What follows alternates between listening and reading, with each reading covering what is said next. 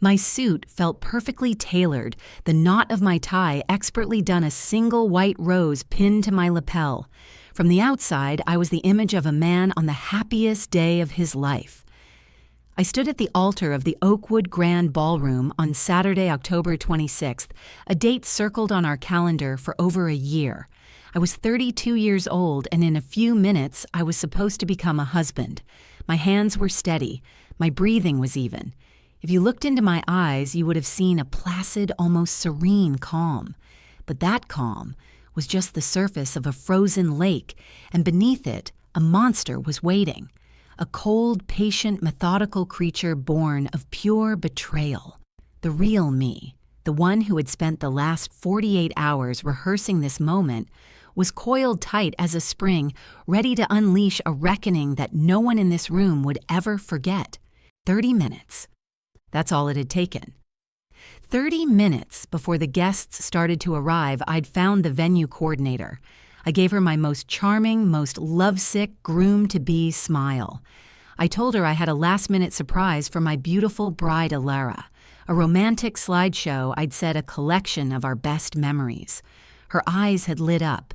How wonderful she'd gushed, leading me to the small AV booth tucked away behind the drapery. She showed me how to connect my USB drive to their laptop, how to cue up the video on the main projector.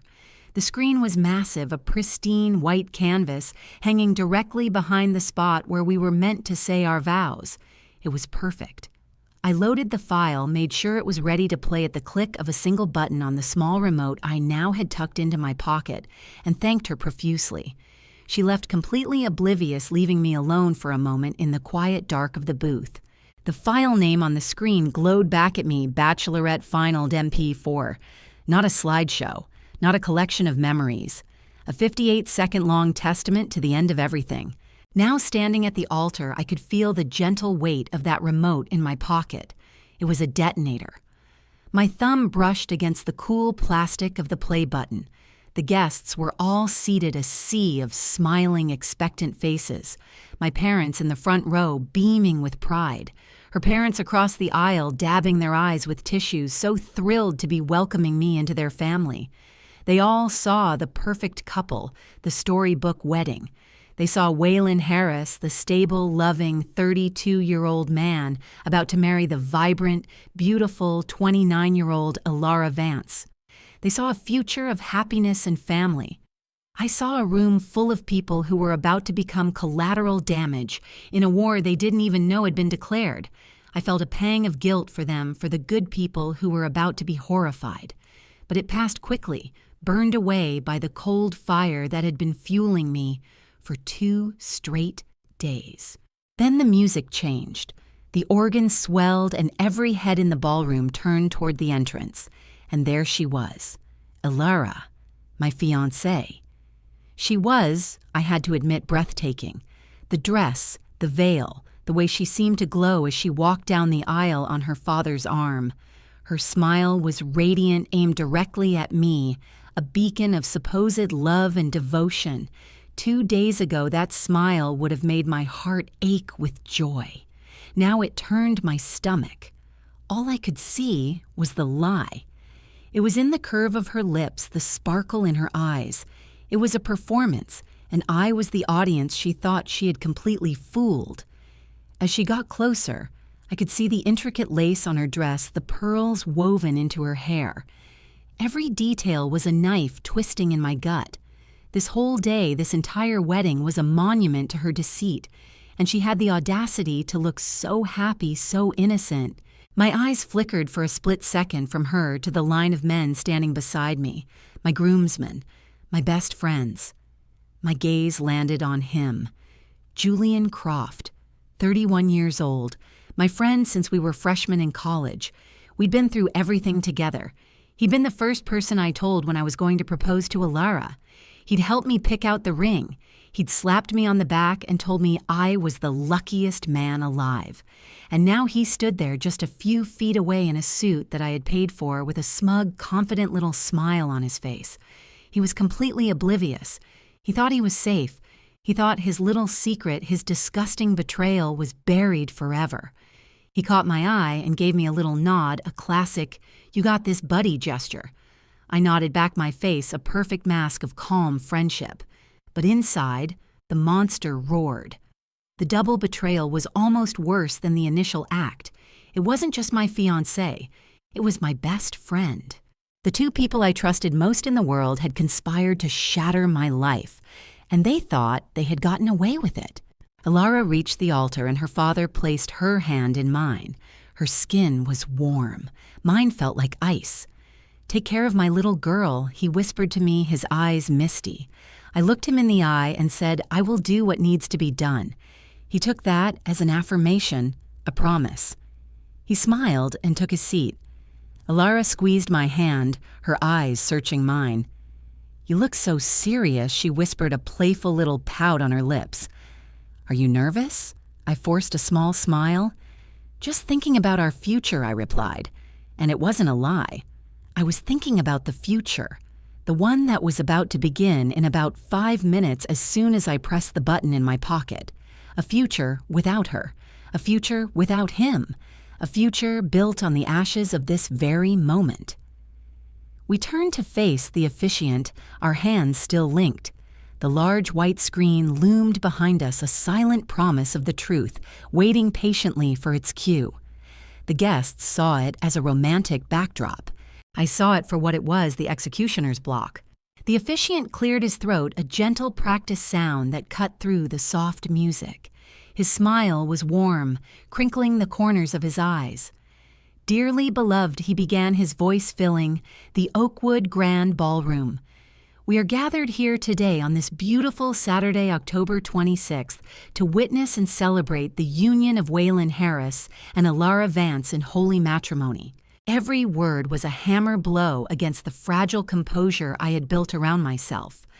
Union, matrimony, witness, celebrate. The words were poison. I stood there a statue in a rented tuxedo, my hand holding Alara's.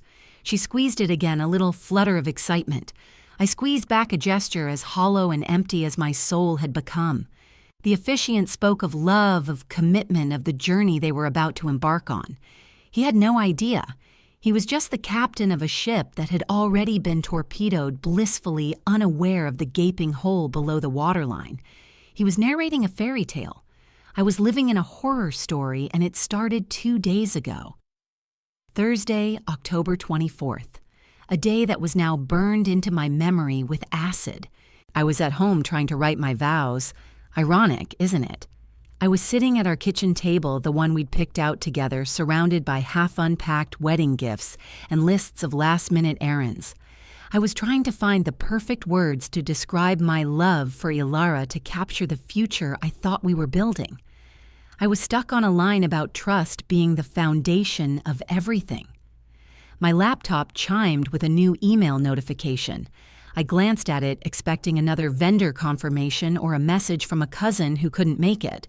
But the subject line stopped me cold. It wasn't in all caps, it wasn't frantic. It was simple, direct, and chilling. It just said, "Something you need to see before Saturday." The sender was an anonymous throwaway email address. My first thought was spam or some weird phishing attempt, but my gut clenched.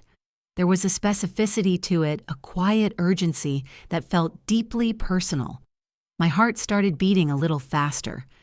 I hesitated for a moment, my cursor hovering over the message. It felt like standing at the edge of a cliff. I knew somehow that opening this email would change everything.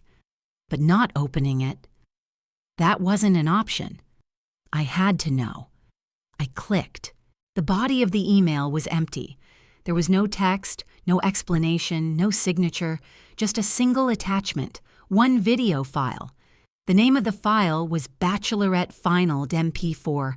A cold dread, slick and oily, washed over me. Her bachelorette party. It had been the previous Saturday, October 18th, 8 days before the wedding. She'd gone out of town with her bridesmaids. I remembered her calling me late that night, her voice giddy and slurred, telling me how much she loved me and couldn't wait to be my wife. I smiled, thinking she was just having a good time with her friends. A final wild night of being single. How naive I was. My hand was shaking as I clicked download. The progress bar seemed to mock me, creeping across the screen at an agonizingly slow pace. When it finished, I clicked play. The video player opened and the screen filled with a scene I will never be able to unsee. It was high-resolution smartphone footage. The lighting was dim, like a hotel room bar or lounge, but the picture was perfectly clear. The audio was crisp. I could hear music playing in the background, hear the laughter of other people just out of frame. And then I saw them. It was Alara. My Alara. And it was Julian. My Julian, my groomsman, my college friend. He was supposed to be standing next to me at my wedding, supporting me. And there they were. I won't describe the details. I can't. But it was undeniable. It wasn't a misunderstanding. It wasn't a drunken mistake that could be explained away.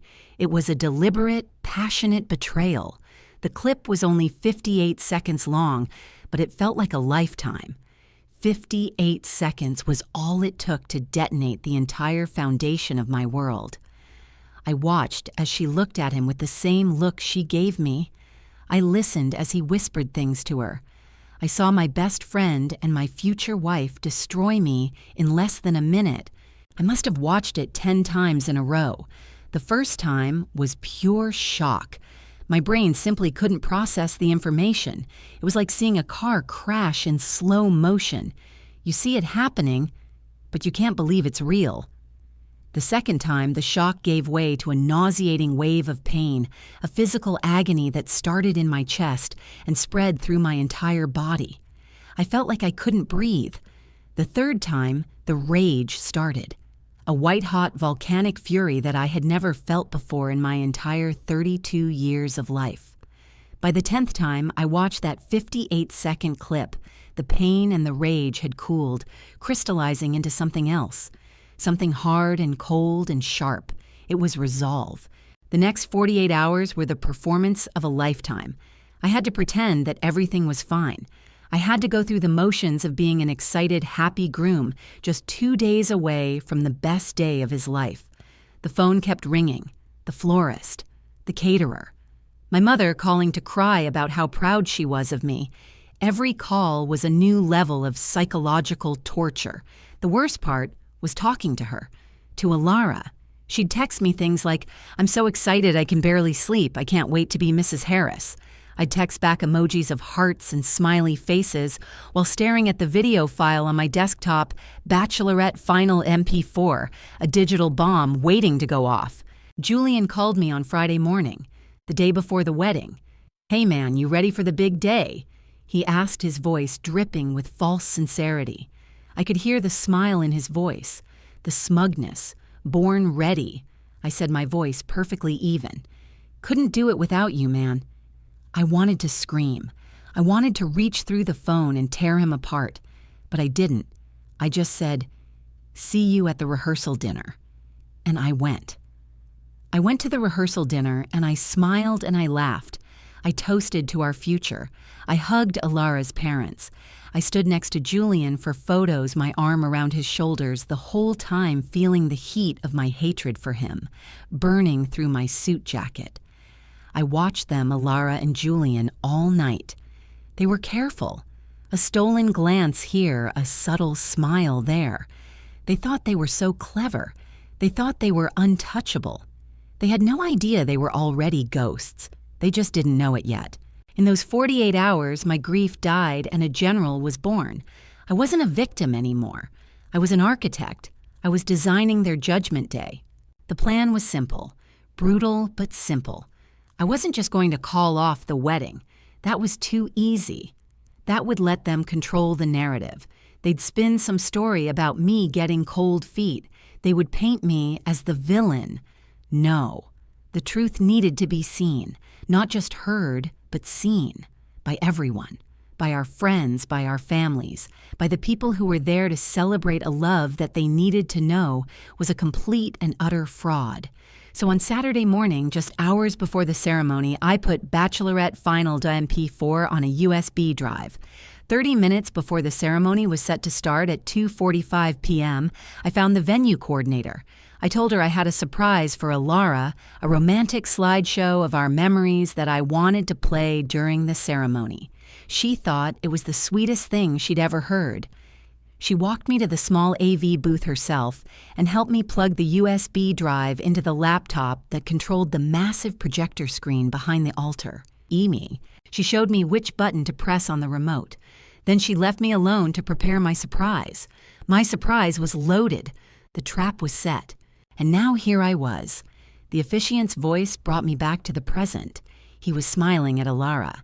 "And now, Alara, do you have vows you wish to share with Waylon?" She turned to me, her eyes shining. She looked so beautiful, so innocent, a perfect angel. She pulled a small folded piece of paper from somewhere in her dress. Her voice was steady, full of emotion. She spoke of the day we met, of our first date, of the moment she knew she loved me. She talked about my kindness, my loyalty, my unwavering support. Every word was a lie, a beautifully crafted piece of fiction. The crowd was captivated. People were dabbing their eyes with tissues. My own mother was beaming with pride. I just stood there, my face a carefully constructed mask of adoration, letting her weave her web of deceit. "And so I promised to love you, to trust you, and to be honest with you from this day forward." She finished, her voice thick with fake emotion. "You are my everything, Waylon. I can't wait to spend my life with you." A smattering of applause and happy sighs rippled through the ballroom. She folded her paper and looked at me, her eyes wide and expectant. The officiant turned to me. "And Waylon, your vows." This was it, the point of no return. The entire room was silent, waiting. Alara's smile was a beacon of false hope. Julian was standing there looking proud, like he was part of something special. And he was. He just didn't know what it was yet. I took a deep breath. I didn't have a piece of paper. I didn't need one. My words were already written on my heart in blood and betrayal. I reached out and took the microphone from the officiant's stand. I felt its cool weight in my hand. It was a tool, a weapon. I looked directly into Alara's eyes, the eyes of the woman who had shattered my world just 2 days ago. I smiled, but it wasn't my smile. It was a cold, sharp thing.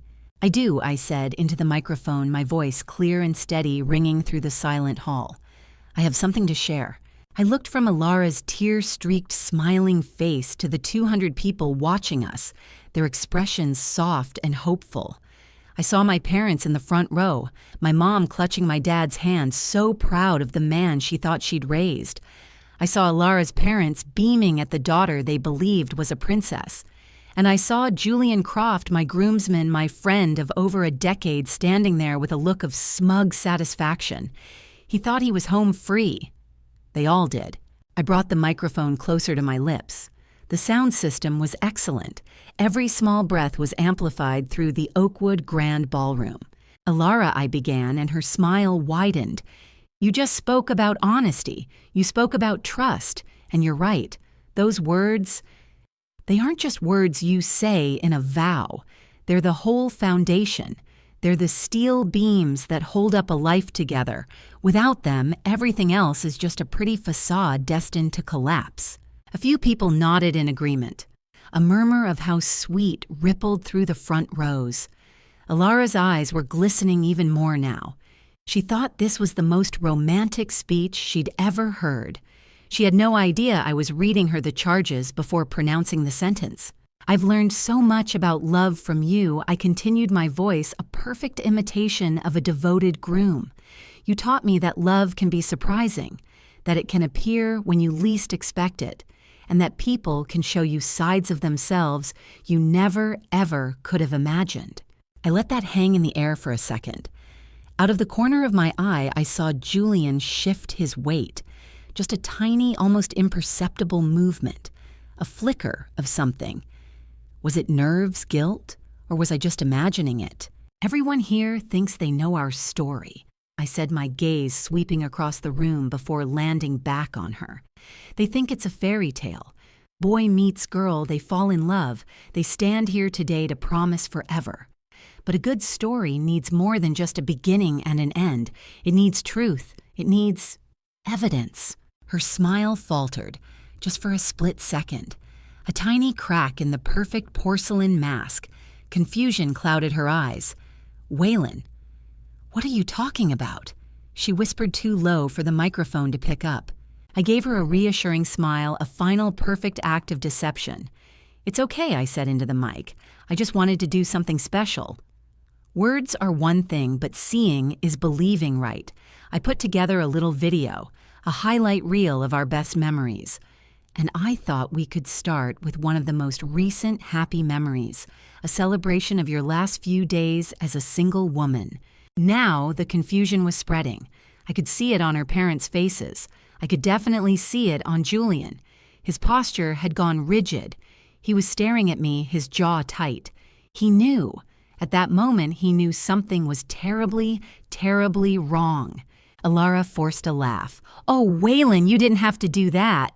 "Oh, but I did," I said, and for the first time, I let the ice into my voice. I looked past her directly at Julian Croft, my former friend, the man who had stood by my side in college and was now standing by my side as he betrayed me.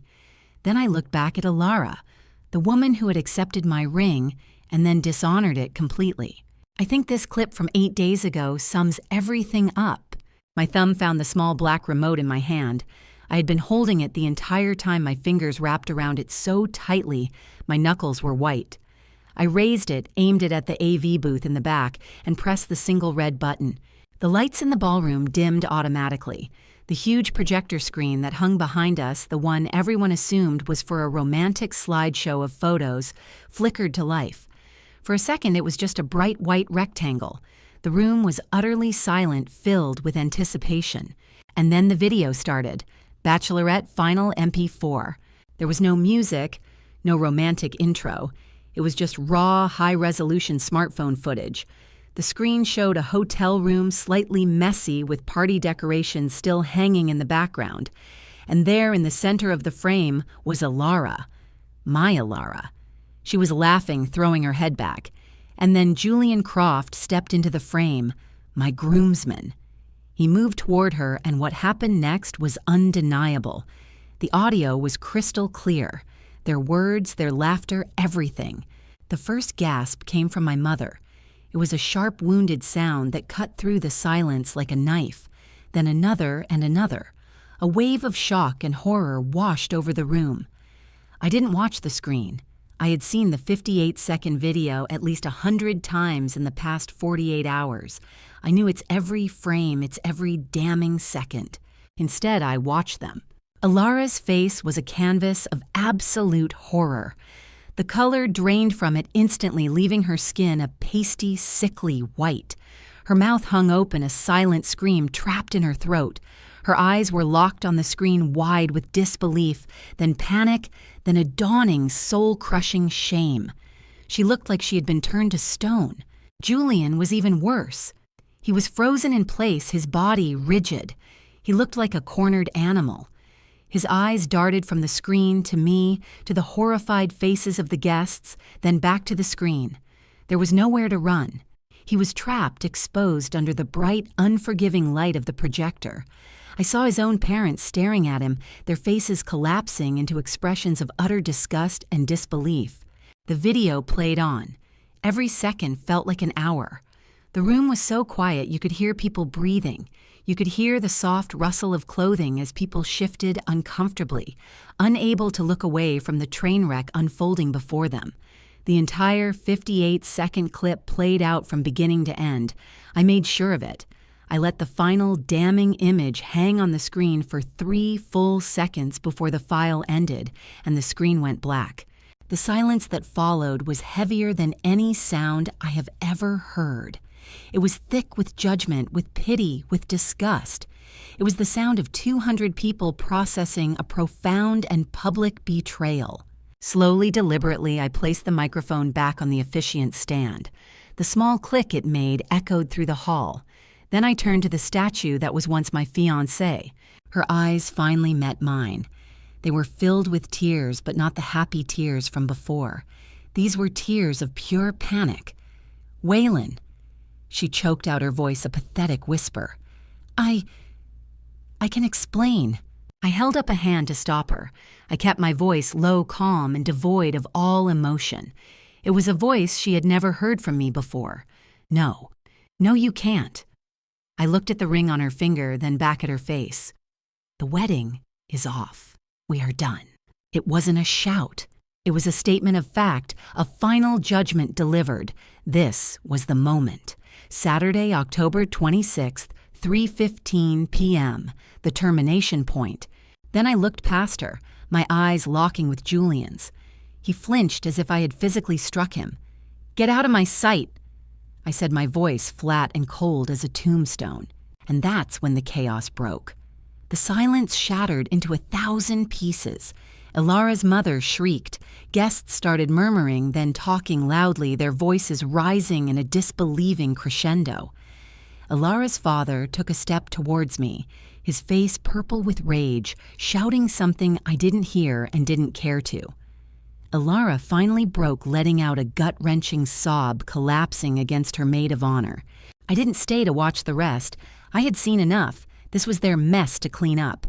I turned my back on my weeping ex-fiancé, on my former best friend, on her enraged family, on the shocked faces of our guests. I turned my back on the entire life I thought I was going to have. And I walked. I walked right down the center aisle, the same aisle Ilara had floated down just minutes before. No one tried to stop me. They just stared, parting as I approached, as if I were a ghost. I didn't look at anyone. I just kept my eyes fixed on the large double doors at the back of the ballroom. I pushed them open and stepped out into the bright afternoon sun. The doors swung shut behind me, muffling the shouting and crying into a dull, distant roar. I was outside. It was over. I stood there on the steps of the Oakwood Grand Ballroom, taking my first breath of free air. I didn't feel happy. I didn't feel sad. I just felt quiet. The storm was over, and I was the only survivor. My phone buzzed in my pocket. I pulled it out. It was a text from an unknown number. Just a few words. "I'm sorry, you deserve to know. Chloe, the bridesmaid, the one with a conscience." She was the anonymous source, the one who had sent the email and given me the weapon I needed to save myself. She was the only one in that whole mess who had told the truth. I held my thumb over the screen for a moment. Then I deleted the message. I didn't need it anymore. I didn't need the video, the anger, or the pity. I had exposed the lies. I had reclaimed my own story. I had dodged a lifetime of deceit with a woman who didn't respect me and a man who called me his friend. I put the phone back in my pocket. I straightened the jacket of the tuxedo I would never wear again. I walked down the steps away from the venue, away from the wreckage of my past life. I wasn't a groom. I wasn't a victim. I was just Waylon Harris, 32 years old, walking into the first day of the rest of my life. And for the first time in a long time, I was completely and utterly in control.